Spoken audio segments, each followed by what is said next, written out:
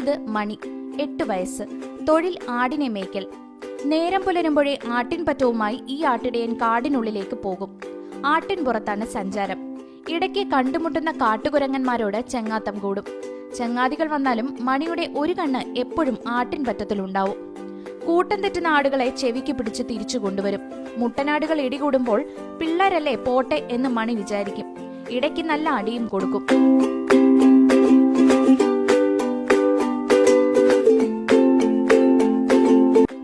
ആരും പരിശീലനം നൽകിയിട്ടല്ല മണി ആട്ടിടയനായത്. ആടുകളെ പരിപാലിക്കുന്നത് തന്റെ ഉത്തരവാദിത്വമായി മണി സ്വയം ഏറ്റെടുക്കുകയായിരുന്നു. പരിക്കുകളോടെയാണ് അവനെ കിട്ടിയത്. 2 ദിവസം ട്രീറ്റ് ചെയ്ത് നമ്മൾ അവനെ പുറത്തിറക്കി വിട്ട ദിവസം അവൻ ആട്ടുംകൂട്ടിലേക്ക് പോയി കയറി. പിന്നെ അന്നോട്ട് ആട്ടിടയനായിട്ടാണ് അവനെ കാണുന്നത്.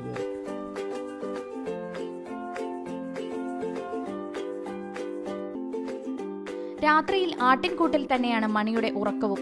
ഇടയ്ക്ക് അല്പനേരം മണിയെ കണ്ടില്ലെങ്കിൽ ആട്ടിൻകൂട്ടത്തിലും ആകെ അങ്കലാപ്പാണ്. എത്ര കുസൃതിക്കാരായ ആടുകളും ഈ ആട്ടിടയൻ പറയുന്നതിനപ്പുറം പോവില്ല.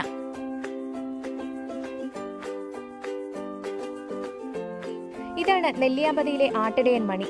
മണിക്കും ക്യാമറാമാൻ എം എ ജിജോയ്ക്കുമൊപ്പം നെല്ലിയാമ്പതിയിൽ നിന്നും കൃഷ്ണപ്രിയ, ഏഷ്യാനെറ്റ് ന്യൂസ്.